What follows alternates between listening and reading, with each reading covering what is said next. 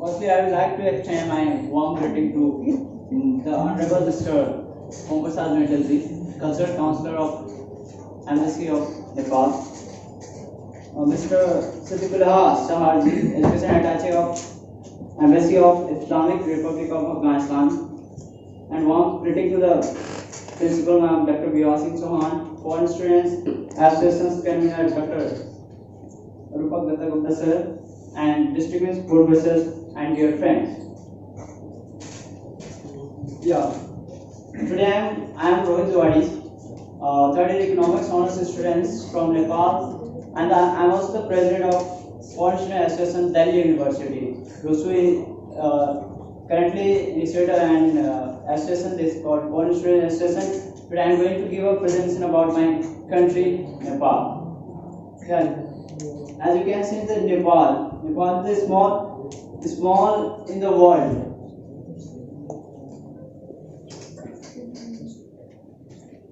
Nepal is located in the South Asian region and shares borders with India and China with the 147,181 square kilometers, and the population is approximately 30 million. And the Kathmandu is the nation's capital country and the largest metropolitan city of the Nepal. Previously, it is ruled as a kingdom, but it is a federal democratic republic. Nepal is known for its equalistic natural beauty, with the iconic Himalayas running across the northern and the western part of the country. Nepal is a country with highly diverse in its religions, culture, geography, and others wide variety of adventure of tourism packages. At present, K.V. Sharma Oli is the Prime Minister of Nepal, and Vidyadhari Bhandari is the President of Nepal.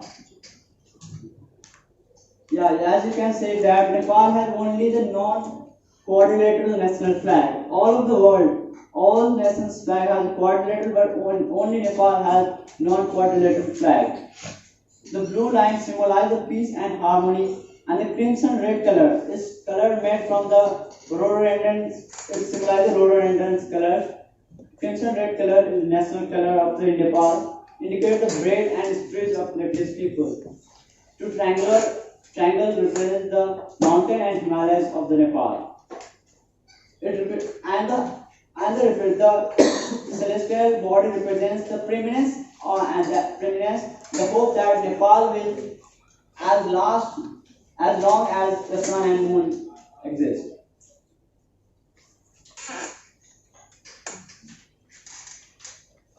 Yeah, cultural place of Nepal. Yeah, Nepal is diverse in the cultural place. Nepal is rich in the cultural place. Is this one? As you can see, this is the Pashupatinath temple. It is one of the human car service in this. Has Gorkha anything to do with Gorkha? Those no, it's nothing to do. It's the Bhagavati temple. Yes, Gorkha people mainly worship the Bhagavati, so it is related to that also. Okay. This one is the Muktinath temple. It is lies on the world highest altitude area. It is one of the oldest temple in Nepal. This one is the Sasadham. Yeah, this one is the Janki Devi Mandir. Janakpur Dham. All of us know that Mata Janaki's birthplace. It is on the name of her. Yeah, all of us know the light of Asia. Gautam Buddha was born in Nepal. So, Lumini, this is his birthplace of Nepal is the prevalent side of Nepal. The birthplace of where Maya Devi born Siddhartha Gautam, who later become the Gautam Buddha. This is the Swaminar. It lies on the hill side of the Kathmandu valleys, and it is one of the scared place of the Buddhists. And all of us know Nepal is known for the brave Gorkhali warriors. Gorkhali people is one of the, and the Nepal has only Nepalese peoples are serving for the other nations. Nepal only has the regiment in the other countries. Nepal has regiment in India, and Nepal also has regiment in the British. And once that's a British captain says that if a man says he's not afraid of lying, he's either lying or a Gurkhali. Yeah, national weapon of us is kukuri, and the national animal is cow, and the national god is Lopoharas. It's called Dampe in the Nepal, and the rhododendron, the Laliburan, its colors is put in the flag. National dress is Daura and Surwal and the Bunyo Cholo. And this one is the Tarai region's people's national dresses and the various varieties of the cuisines, and this is the national food Kundruk and Hidok, and the Nepali food. Yeah, this one is and national. Our food is commonly eating food is dal bhat tarkari. It's commonly called dal bhat. Most of the Nepalese eat the rice only. Yeah, this is the cell roti. It's made from the rice, wheat, and another one is momos and chow mein. And the festivals of Nepal. Nepal is a small country, but it is vivid in its culture, ethnicity, and culture is many religious customs, rituals, festivals. Truly a pretty great king Prithviraj said that Nepal is the beauty of garnet of 4 castes and 36 subcastes. Yeah, Dasai is our national festival, and Dasai and Diwali is our national festival, and Dasai we put tika. As tika is made from the rice, we put tika in our forehead, and the Tihar it's a friends. Tihar is a festival of brothers and sisters, and all of us are church, and these Indra Jatra. Nepal is famous for Indra Jatra festival, and another one is Nepal. In Nepal, there is only in the world there is a living goddess of Nepal. It's called Kumari. Kumari means in English it means virgin. I have a question about Kumari. Yeah. What is the age till when a Kumari can be a goddess? Till menstruation. Okay. And after that, she is. Yeah, it is the mainly Kumari is from Sakya caste and the Bhattacharya caste. So after that, another. Are they born into this caste, and are they born into the goddess, or they are chosen by? No, they is born in the Sakya and. Okay. And another main festival is Vivah Panchami. It's basically celebrated for the Vivah of the Janki and the Ram, Lord Ram, and the Losar festival for the Buddhist people, and also lots of our Tibetan friends celebrate the Losar festivals. There are Losars called Brahmo Losar, Sonam Losar. It is also, I think it's Tibetan's New Year celebration also for their Losar. And this one is Swambharam and Losar festivals. And we are in 2020. We are promoting our Visit Nepal 2020. We all heartily welcome all the pupils for the beautiful content of Nepal. For all the basically reason behind celebrating Visit Nepal 2020 is that in 2015 earthquake it destroyed lots of places of Nepal's beauty. So we build all of these things, and we all welcome all the tourists. Thank you for watching. Thank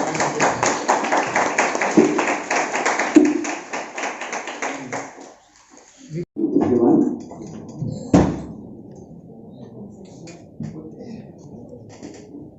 Distinguished guest, His Excellency Mr. Sadiqullah Sahab, the Education Secretary, Embassy of Afghanistan. Till now he is not coming, but he come. Dr. Viva Chauhan, Principal of Kirulimal College, he has sent the message.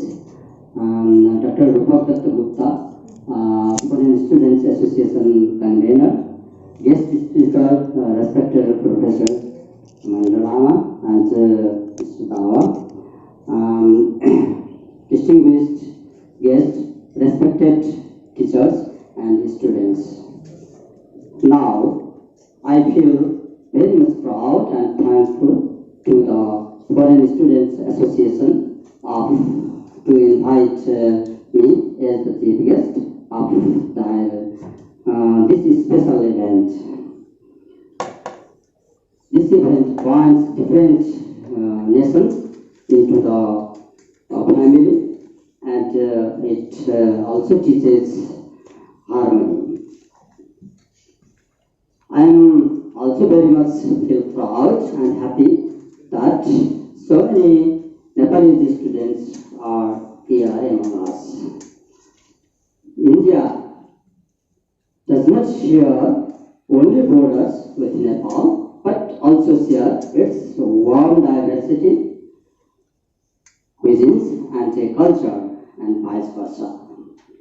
Between Nepal and India, we have very much close relationship, religiously, historically, culturally, and people to people. Such kind of events strengthen the relationship between two countries. Therefore, I am very much thankful to the association.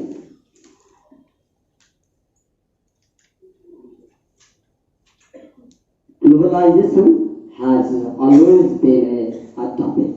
It is a global phenomenon and now a global issue to be debated. Today itself, what we are experiencing this very moment is globalization.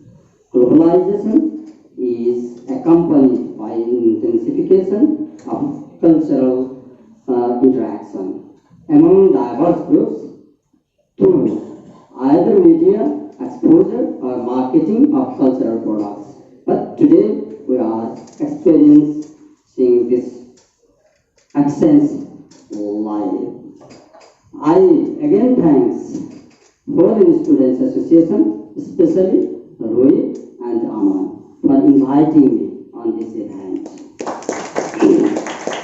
This is all the best to the association to be a creative and college and principals, respected teachers, and all the students. Thank you. KMC कलेजको प्राङ्गणमा छौँ र भर्खरै चाहिँ नि यो केएमसीको पोस्टार्सको event खतम भएर चाहिँ नि sir हाम्रो नेपाल एमबिबीसीबाट कल्चर काउन्सिलर होमप्रसाद लुटेलजी तपाईँलाई यो इभेन्टमा कस्तो के लाग्यो? सबैभन्दा पहिला म यो फरेन स्टुडेन्ट्स एसोसिएसनलाई धन्यवाद भन्न चाहन्छु, किनभने यो नेपाल र भारतको जुन हाम्रो सम्बन्ध छ, आत्मीय सम्बन्ध, त्यस्तो सम्बन्धलाई अझ प्रगाढ गर्ने किसिमले यस्ता कार्यक्रम गर्नु हामी नेपाली र नेपालका लागि पनि गौरवको विषय हो। त्यसकारण म फरेन स्टुडेन्ट एसोसिएसन र नेपाली विद्यार्थीहरूलाई स्पेसली धन्यवाद भन्छु र यो कार्यक्रम राम्रो थियो र चलिरहेको छ। मलाई थोरै समय अभावको कारणले मैले पुरा कार्यक्रममा बस्न सकिनँ, तर कार्यक्रम समग्रमा राम्रो थियो। नेपाल र नेपालीको हितको, नेपालको पर्यटनको प्रवर्धन गर्ने किसिमको र ग्लोबल्ली नेपाललाई चिनाउने किसिमको कार्यक्रम थियो। त्यसको लागि तपाईहरुलाई विशेष धन्यवाद छ। Thank you sir. So, to carry with our program forward, I would like to invite Mr. Aman Sharma from Austria, who is also the president of FOSTAS, which is the Foreign Students Association, to please come on stage and enlighten us more about FOSTAS with the short video screening. Welcome. So, as I was introduced earlier as well, I'm Aman Sharma, and I'm from Austria. Austria, many people think, where is Austria? So basically, Austria is a neighboring country of Germany, and when you hear about Germany, everyone says, okay, FIFA, that's Germany. But people also tend to forget that there is also another country which is Austria. So I come from the city of Vienna. It's the capital of Austria. And I feel very delighted to be here and study in India because my parents are Indian and they always wanted me to teach the Indian culture. That's why they sent me here to study here and learn the culture as well. So I would now start with a small presentation about FOSTAS, Foreign Student Association.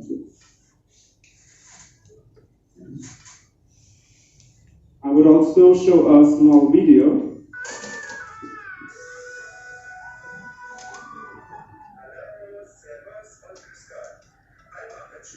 These are the FOSTAS members.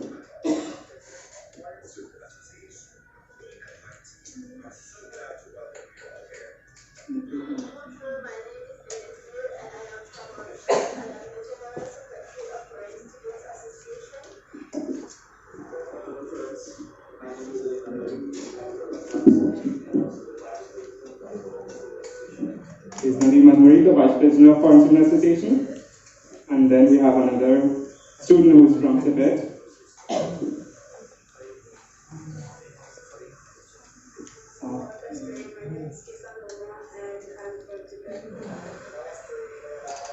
And this is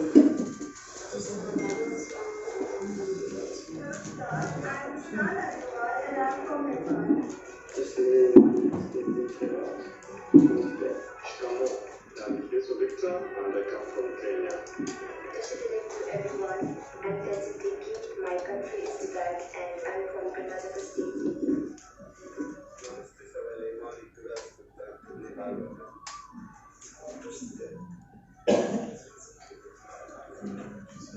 We are approximately 35 plus students in Kirurimal College studying here. This is Ishaiga, and this is also a new country which is studying for the first time in Kirurimal College from Sierra Leone in Africa. And this student is from Russia. Kashidale, Tibet. And who's from Afghanistan.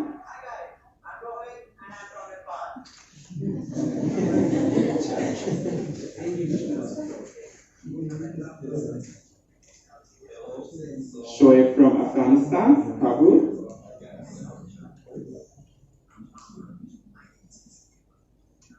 And he's from Ghana. So I would like to tell you shortly about the FOSTAS, what FOSTAS does. But before that the world is a global village, and that is why our motto of Foreign Students Association, FOSTAS, is Vasudeva Kutumbakam. That is, the world is one family. Globalization affects the youth and the whole society at large. Countries share experiences in their achievements and they learn from one another's difficulties.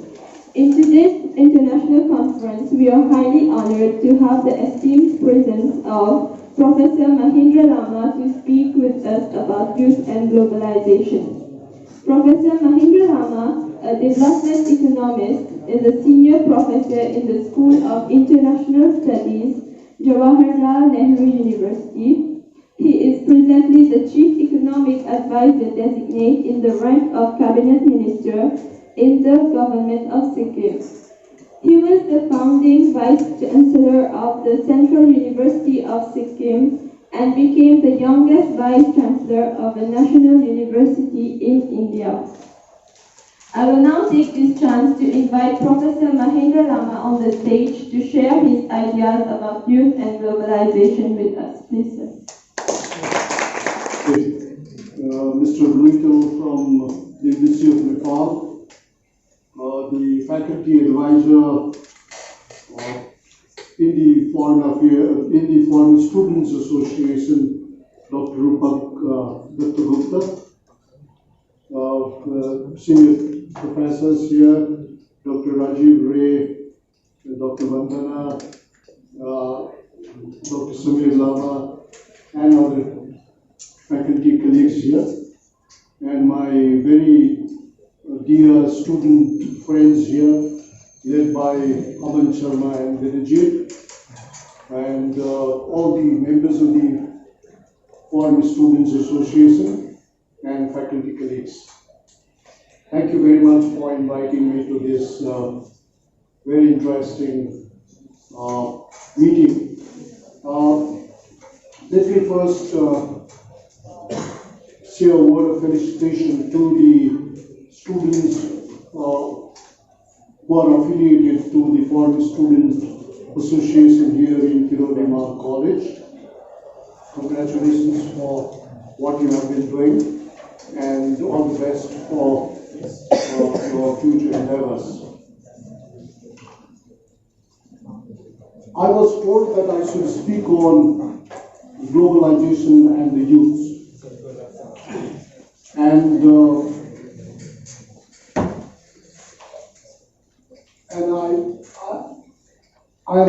I'm of the opinion that I should not speak on issues which you are generally familiar in the classroom. Theories of globalizations, the institutions of global politics, right? The instruments of globalization. I would not like to speak about those issues precisely because you will be reading that, you will be lectured about all those issues in the classroom by your distinguished teachers. I would like to speak something on very practical issues and which we have been researching along with our students in Jawaharlal Nehru University, and of course with students from and other centers of higher education from other universities, both within India and outside. In the globalization issues, when we are discussing the term globalizations, for us here in South Asia or Southeast Asia or Central Asia, first thing that comes into mind is the borders, right?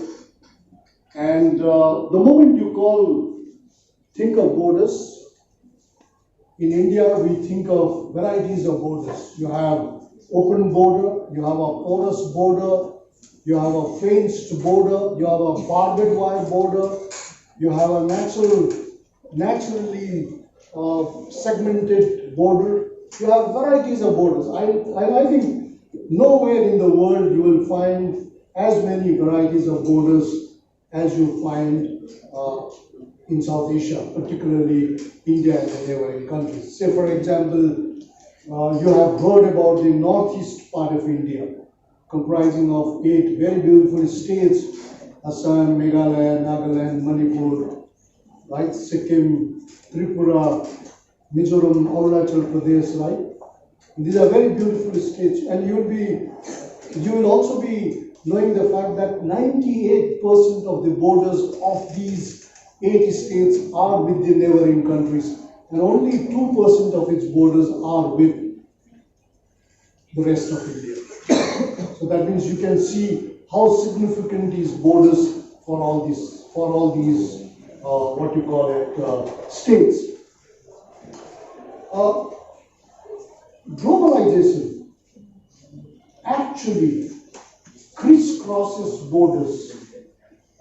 Globalization actually demolishes the concept of borders, and it actually opens up all the borders. That is globalization, right? You can hop into other borders, do business, come back, you can hop into other borders, do migrations, come back, all kinds of things. So the moment you say about borders, you think that in the globalizations, you are free to move, like in European Union, right? You have people, technology, trade, investment, all kinds of factors of production, right?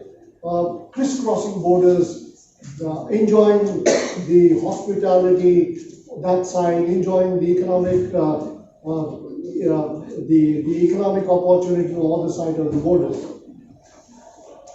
So on the one hand, you have a border which is absolutely free. You can cross, you can enjoy the fruits of economic opportunity on the other side of the border.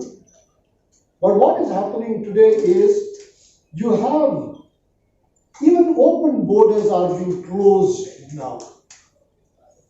You can see how Brexit has happened, right? You can see how open border between Nepal and India, open border between India and Bhutan and India and Bangladesh, they are now being guarded by security forces, right? So, and all the partner countries would very strongly believe in instruments of globalization, like economic reforms and cross-border trade, cross-border investment, cross-border transfer of technologies, but at the same time they are closing down the borders also. So, as a student, as youth, right, one of the things which you have to really watch is how the character of border is changing. In one of our very recent books published by Michigan University Press on rethinking border between India and China, we have started talking about why do you need to talk about a larger concept known as borderland and not border. This is because the moment you talk about border or you think about border, you think about a geometric line. Talk about Radcliffe line or a McMahon line or a line between India, borderline between India and Pakistan, borderline between India and China, such kind of borders. And the orthodox concept of security in the border is the moment you cross the border, this geometric line, you are impinging upon the sovereignty of another country. Right? That is the orthodox context. That means if someone comes from the other side to India, that means we will say that you are impinging upon the national security of India. And that is the orthodox context. Thank you very much.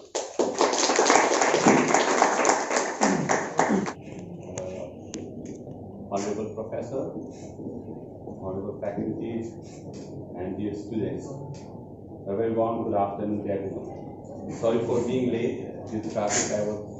I reached late a little bit.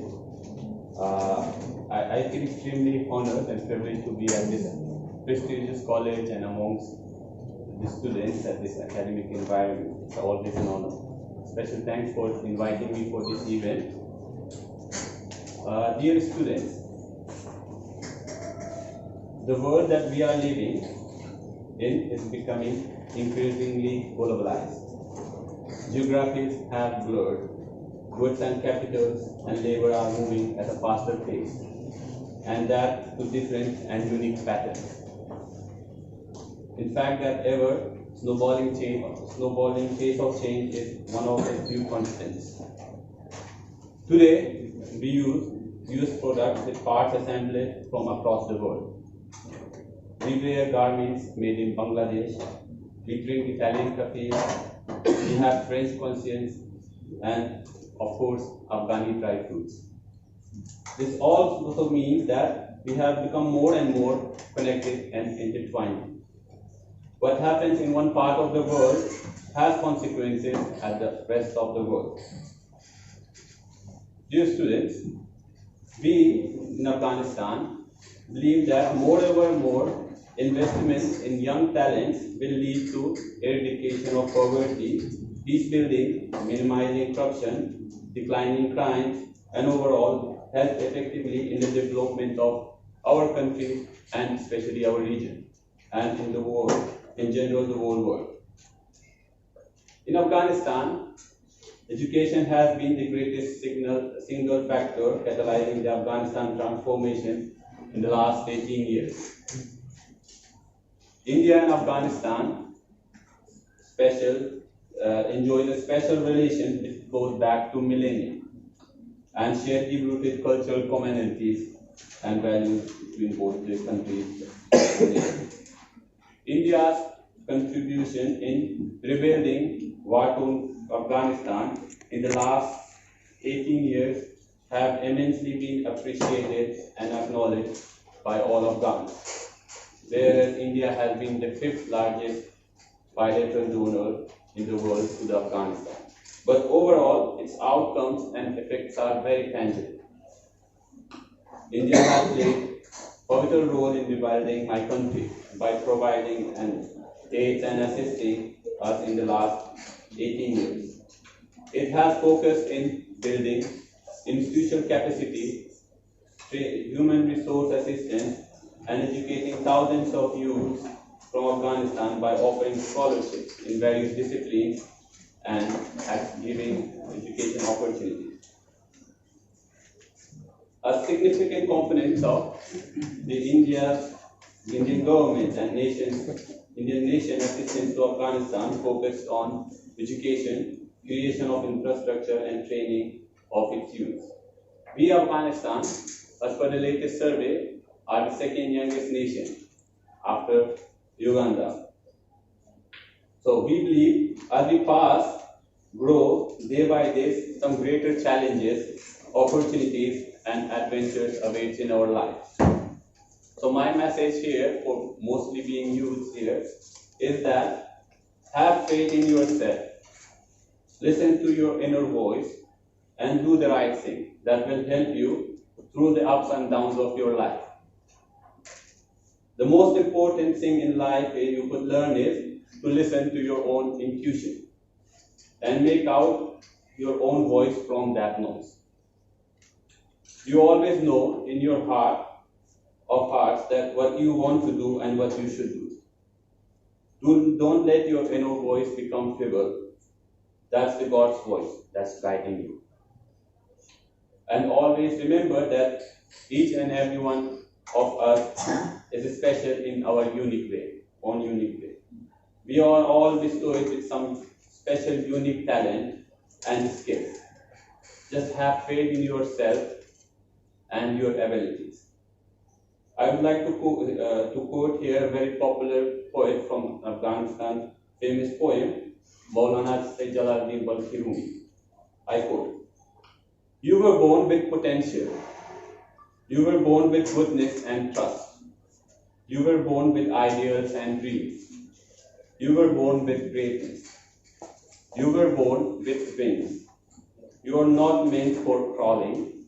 You have wings. So learn to use them and fly." Unquote. It means that everyone can achieve whatever they wish and desire in their life. A doctor no longer needs to be a bathroom singer. You can nowadays, with the use of technology, upload your video online, and if it gets hit with the right chords, you're becoming an overnight star. Whatever I'm trying to say is that don't let your inner voice down. Don't give up on your dreams. Don't let your talent go waste. Don't follow someone else. Don't follow stereotypes or others. Don't let the fear of what others would say constrain you. Define your own path and then work hard to achieve your own goals. Don't compare yourself to anyone else. As I said, each one of us has our own special journey. Your competition is not with anyone else, but with you and your own self. So, in the last, define your own success. Be the master of your own journey. Work hard because there is no other substitute for it. Give it all you have. And most importantly, have a good making time, making your dreams real. And be considerate and sensitive of others and your environment. Put your education at the best use and be good human beings. I'm sure you all will do really well in your life. I would like to once again congratulate the organizers of this event and would like to end by quoting a very famous Shakespeare quote. I quote, "It's not in the stars to hold our destiny, but in ourselves." Unquote. Thank you very much. I'm here at KMC College. So, sir, could you tell me about your name? Yeah, my name is Siddiqullah Sahara. I am the head of education section at the Afghan Embassy in India. And here, as you see about the Afghanistan students, and what do you want to see here? Please explain something about what you say. Yeah, it is the second time. It's an honor to be here at the same program. Last time I was at KMC in 2016. So I am in charge of the education tie-up between both the countries. Since India is being the all-weather for Afghanistan and one of the biggest, largest donors to the Afghanistan. So people from Afghanistan really prefer India the first choice education hub. Since my joining, we have put efforts because we believe these youths are the cultural ambassadors of Afghanistan, and the presence of 16,000 students is a big force, change of agents force that can transform the country in all forms. And it can also affect in long term to strengthen the bilateral relation between the both countries and connect people more closer and bring up more businesses between both the countries. Okay, thank you for your sir. You're welcome. So Assalamu alaikum. Sat Shri Akal. I hope that covers everybody here. So I'm not going to make a long speech. I'll take less than 10 minutes. Since I'm a youth, I think my presence here illustrates the theme of today's gathering. So I'll be talking a little bit about the importance of youth in today's world. So I will break down my talk into 3 parts. The first is how I became a youth. Then I'll talk about India's youthfulness. And the third is how we as youth can become an antidote to the global problems and challenges that we are facing. The first point, how I became a youth. My struggle is my foundation of youthfulness. Thank you so much. Any questions to ask Mr. Dawa? Please raise your hands. Simple questions, please.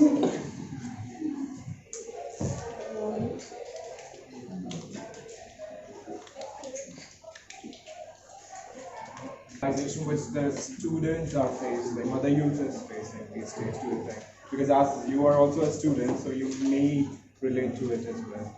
The biggest globalization challenge nowadays is coronavirus. Very simple, right? Very simple. Because yesterday I was in Gujarat for 6th India IDS conclave. I was there, and I was coming back with my friend. She's going to study in South Korea. And she said, now I think I may cancel my trip there because South Korea has been affected with coronavirus. But this is I think the biggest challenge is when you open borders, right, and anything can enter, right. This is now a big challenge. But when I say opening borders are good. But it has many bad impacts. That is very clear. Now China is doing her best, level best to contain that virus. Suppose if that comes to India, really, and don't take it seriously, it can impact lots of lives, really. So sometimes containing border and security of securing border is very important in globalization. Because look at what happened to Brexit, right? So that could be a reason why they why they didn't join European Union again, right? So and as a student, right, we get lots of opportunities, right? Like in internet, it helps us to get more information. But at the same time, it dissociates us from our real friends. Like in a home, right? People don't talk each other. Don't talk each other. They are busy with their mobile. Really, they have they have 4,000 or 5,000 friends on Facebook. In real life, they have only 1, 2. Really, when you get a friend request, you confirm it. You send requests to others. But in real life, you are alone. So this is the biggest challenge that nowadays we are facing nowadays. So according to you, do you think globalization should have some limitation to an extent that okay, till now this is globalization and that is a good globalization, and beyond that we can be into some different sort of globalization which could harm the society as well? So do you think every country or every people or every society should adhere to some standards of globalization? If globalization has to be limited, I think, right, people should not be greedy. Really, look at giant tycoons and businessmen. They have lots of money, but still they are not satisfied.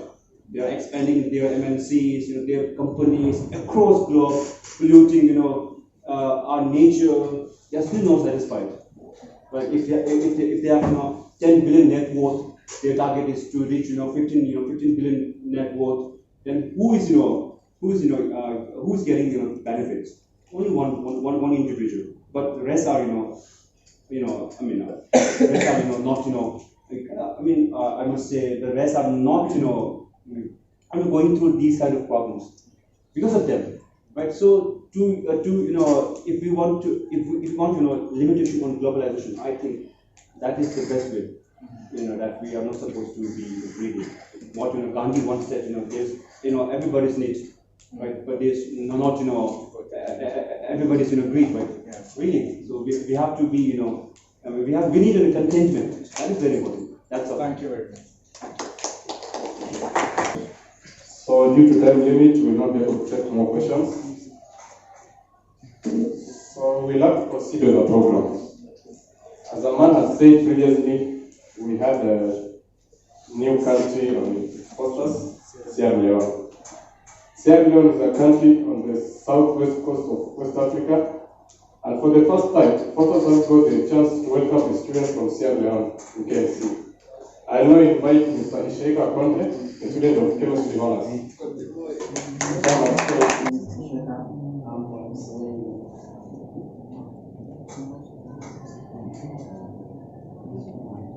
Sierra Leone is a country located in West Africa, neighboring Guinea and Nigeria,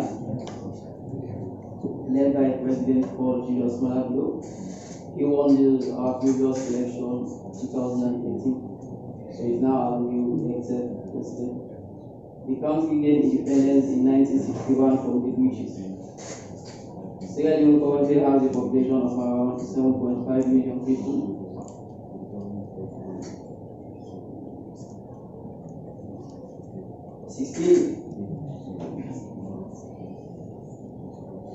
16 ethnic groups inhabit Sierra Leone, each of with its own language and customs. The two largest and most influential are the Timni and Mende. But between them, we have about 16 ethnic groups. Timni and Mende are the most ethnic group in Sierra Leone, comprising a small minority, about 2%, are the Creole people, who are descendants of free African American and West Indian slaves. Although English is the official language, English is our official language in Sierra Leone, used in schools and government administration. And Creole and English-based Creole is the most widely spoken language across Sierra Leone, and it's also the most spoken in West Africa to be precise.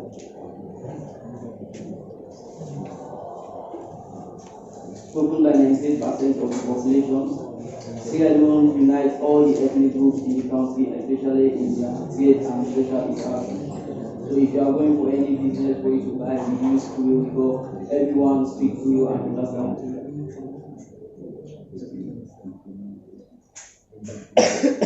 This is the Sierra Leone flag. It has 3 colors. The green is symbols of agriculture and natural resources of the country. And some of our natural resources, we have diamond, we have gold, etc. And the white, it represents the peace and justice in the country. And the blue represents the symbol of freedom.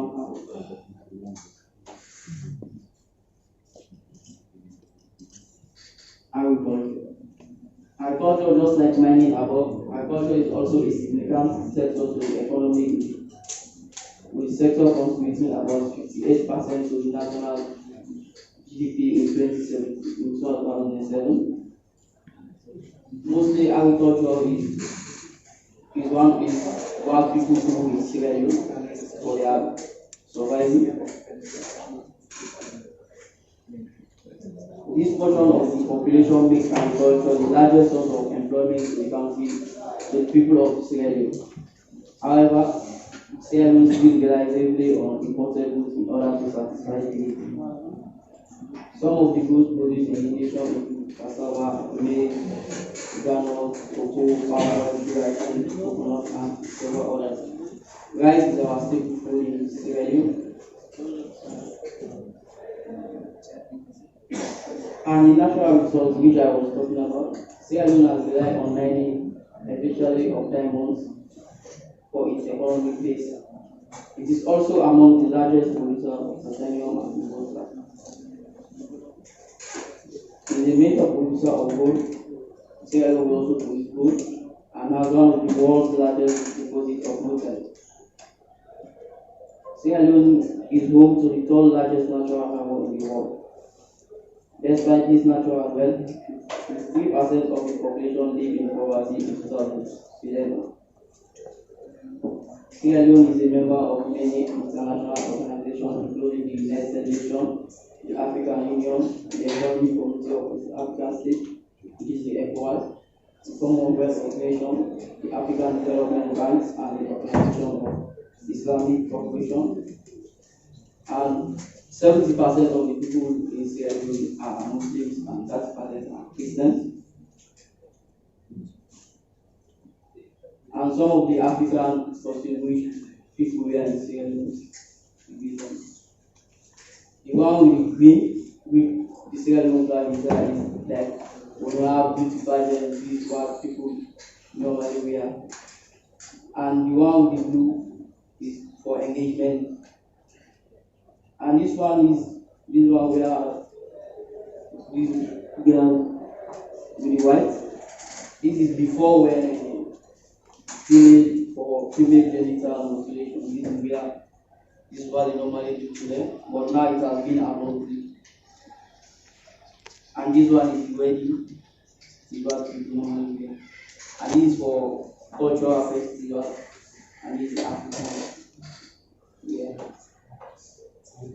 Do the wedding dresses change by culture, by religion as well? Yeah, mostly by. So what is the common religion in your country? Common religion is Muslim. And the other? Christian. Okay. So different. Do they also speak different languages? Or Yeah. Okay. But Creole is what 98% of people speak. So we use Creole for everything. Creole is the English base. Like example, you say how far. How far? Yeah, it's like you say where are you going, so you use how far. Oh, how far is there? Where are you going? You were under British before? Yes, sir. Within 1961. With Nigeria and Vietnam. Yeah, we are all in West Africa. Nigeria and Ghana. Thank you. Pursuing, I just need some notes for that. BCS Physical Science, yeah. And BCC Physical Science. And it's right there, Ms. Pakiza Munir from Afghanistan. She is pursuing economic honors. She's coming from SRCC. Welcome. Yeah. And our dearest president of Hostess, Aman Sharma from Australia. He is Austria. There is, he's pursuing geography honors in KMC itself. So I would like to first know about, express their ideas about what is really globalization itself.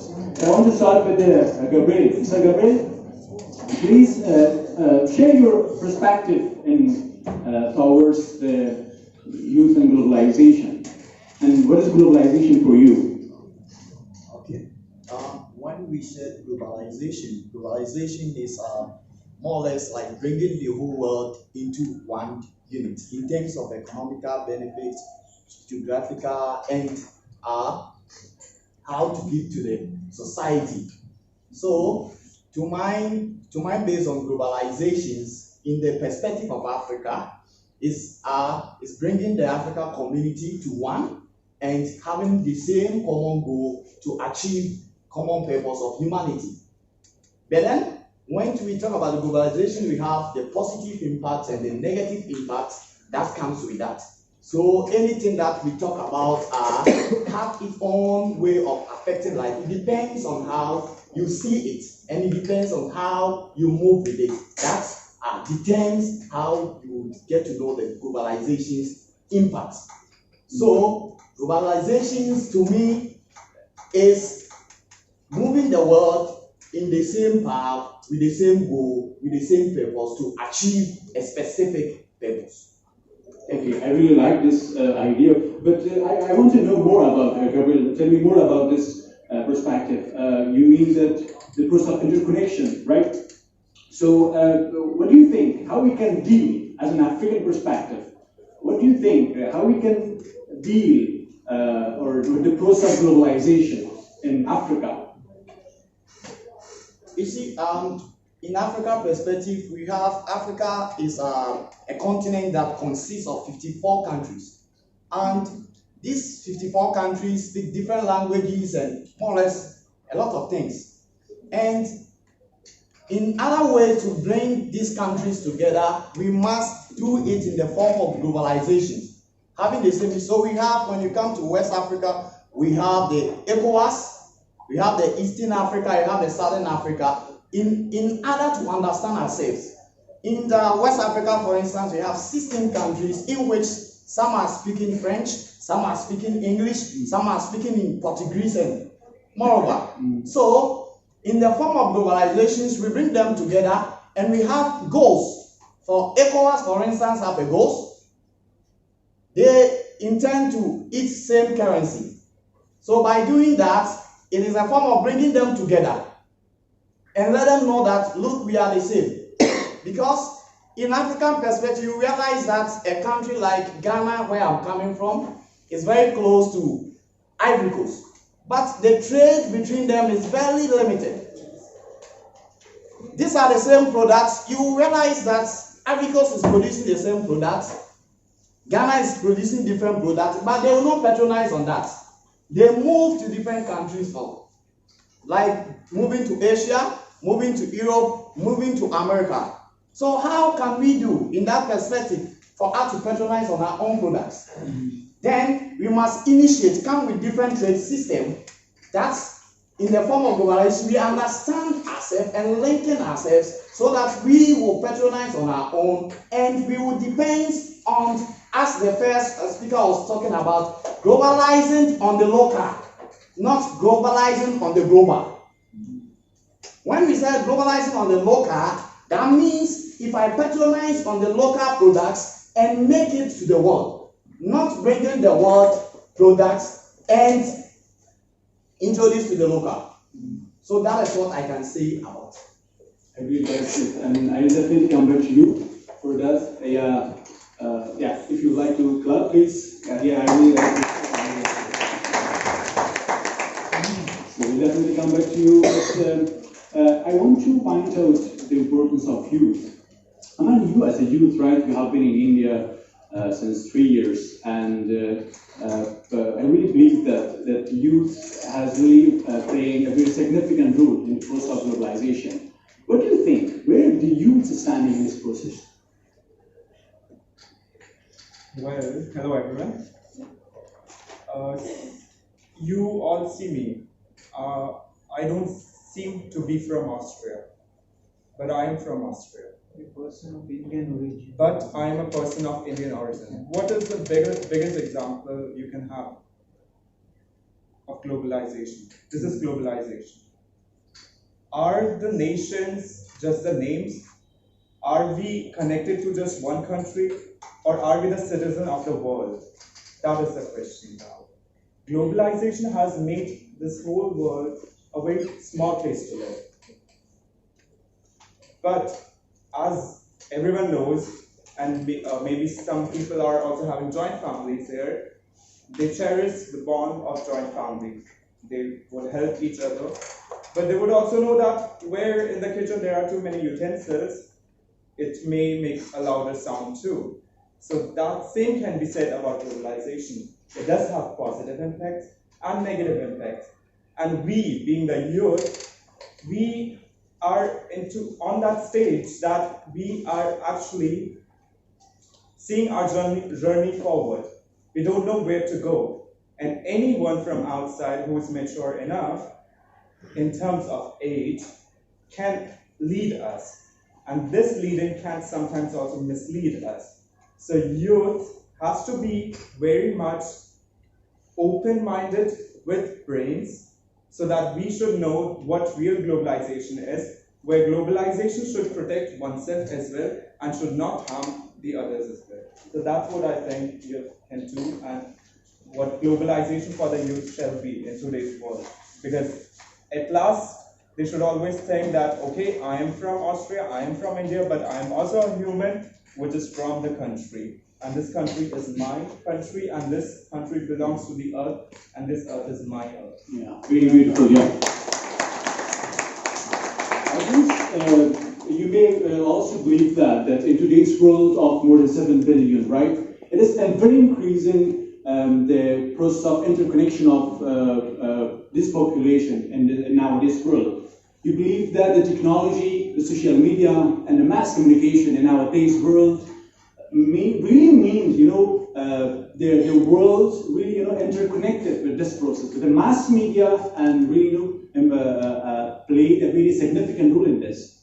And for that, I can go and visit by social media, by just, by just clicking on YouTube USA, and I can explore the USA itself, right? So in this, the world has become very small for that.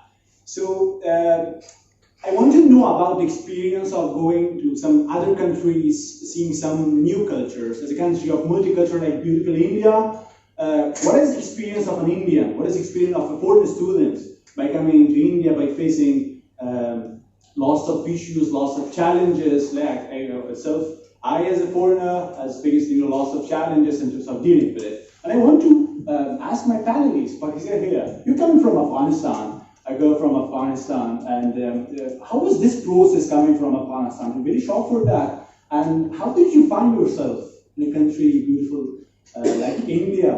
Tell us something about that. Okay, so I hope I'm audible because they are very loud. Yes, I'm using my mic. So, no, it's okay, I'm comfortable. I'm trying to be audible now. So, first of all, I really want to say a very warm hello to everyone here, because actually in the panel discussion, what happens, they use the back door more than the front door, so they go, and then seeing all of you here and hearing to me is something very nice, and I really appreciate it here. So when a friend of mine, she came to me and she said that it's youth and globalization and you are supposed to go and talk about this topic, I actually really connected myself to it. Before searching, before going to internet, and actually I had searched a lot about it because I thought yeah, there are a lot of people who know a lot of things about globalization. So before searching about that, the first thing that came to my mind was me and my journey to India. It is what explains globalization to me, and it is what explains youth and globalization to me. I'm being the youth in the process that I left my family, I left my country, I left my everything. I have been living there for 19 years, and I left everything back, and I came here, and I could find a place for me in India. This is such a beautiful process, which I call it globalization. It's a part of globalization.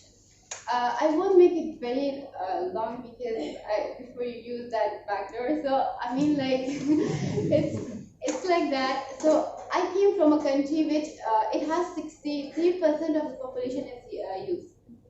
It's a very young country, and it has an amazingly young population.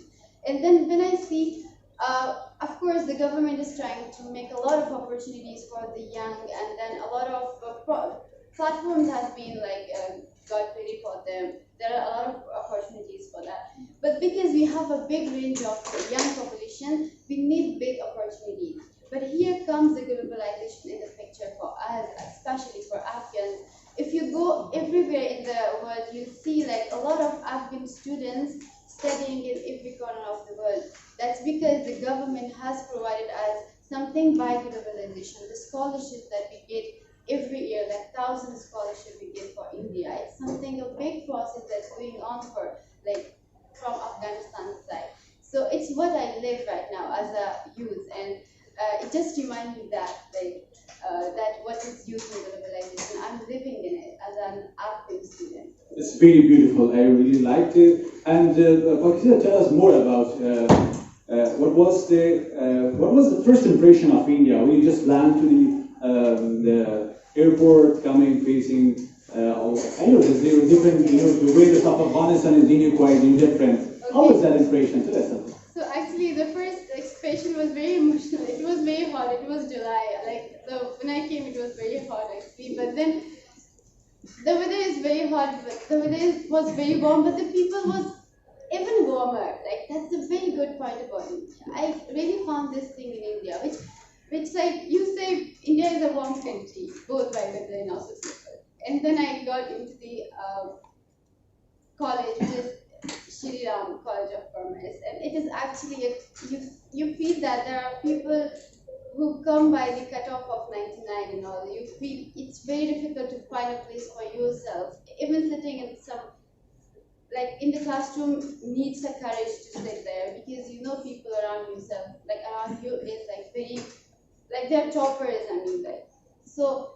The way they made a bond with me, the way I could build a relationship with them, it was just amazing, and I have no enough words to say about it. My journey has been special. It is my last year, and I'm gonna go up for 3 months, but I'll be packing a lot of good things from India.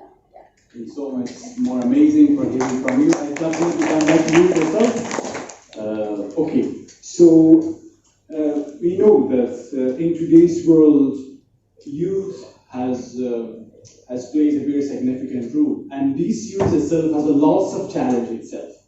We as a youth are facing lots of challenging and lots of problems in a global area, and it's revived in all the countries of the world.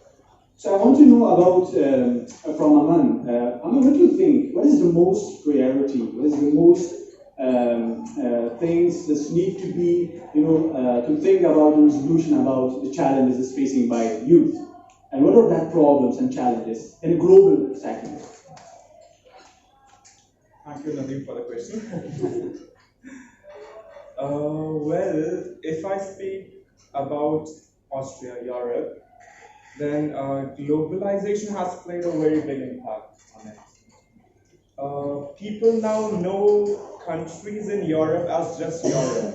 They don't know a particular country, Austria, Germany, Croatia, Serbia. They just know, okay, that's the Western world. But that's also a very big impact of globalization, which plays a very negative role, because it somehow loses our identity. It somehow loses, who am I, from which country am I from? Because if I'm here, people would just say, you're from Europe, and in Europe people do like this thing. But there are so many countries in Europe, and every country has different manners, have different set of values, ethics, and they have different behaviors. So I think this thing is very essential to be brought up in today's context, that if we are playing with globalization, if we are emphasizing on globalization, we should also think that we should be global to the world as yourself, and not global as your whole country sometimes, or as your whole continent, because it somehow loses your identity. One short example I can narrate is, in Austria, there are many tourists. And these days, tourists from countries like Turkey and various other countries from the Eastern Europe side are visiting, and they stay there. But once I asked a woman who had lived there for 20 years in English, and that not in German, I asked her, where are you going? Because she was going past me, and I just asked her and said, where are you going? And she said, I'm just going to the market. And I then asked her in German, and she said, I cannot speak German. And I was sitting there and thinking, but why don't you speak German? I think you have been living in Austria since a long time. She said, yes, I have been here for 20 years. So I said, why don't you know German? She said, because I never felt the need of speaking German. She said, I can speak Turkish and be in Austria. So is it not also losing the identity of Austria somehow? Is it not also losing the essence and the culture of Austria? Because if we are coming to a country or going to a country, then we take with us our culture. With that culture, it's also our perspective to hold that culture and to emphasize that we take from that culture also something. It should be a collaboration of this. It's not that I will stay with my culture and I will hold to my language, I will hold to my religion, and I will not join to the other culture and religion or language. If you're really globalizing, if you're really traveling from one country to another country, then please do learn some small things like hello, or where are you going, where's the taxi, because these small things can actually globalize you more than just speaking your own language and going to a country. Sir, Yeah. in your opinion, how do you think that how beneficial is globalization for the youth? What are the things that youth should be done for get involved in the globalization?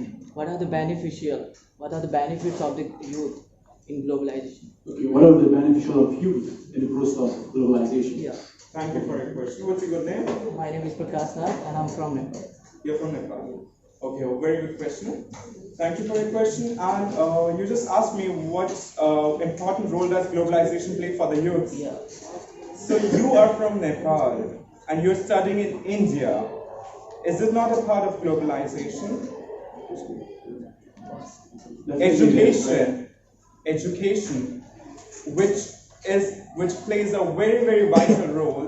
As I earlier said, that a youth stands at a fork where he has to lead his way. He doesn't know where the journey goes. And education is very important to lead him to the good and the righteous destination. So I think that globalization has empowered education and made it easier for every student who wants to learn, not only in terms of academics, but sports as well, to connect with each other and learn it. I think that is better. Thank you so much, Anand. Mine is their travel, and they have made Kirorimal College as if it is their home away from home. And so I wish and I thank, because all of them have worked very hard and to make this success. And we had, of course, faced lots of ups and downs. And I was always worried that, whether the program will be going on or not. But I think that indeed, deserve a big hand of applause. And let me tell you, and Shahid is here. Let me tell you that most of them have learned how to speak Hindi. So it's not English which is spoken in first class, we speak Hindi in first class. हम हिंदी भी बात करते हैं sir, बहुत अच्छा वो बात करते हैं। Thank you so much all of you, the audience, colleagues who have all come here. Please enjoy the culture program after this. Thank you.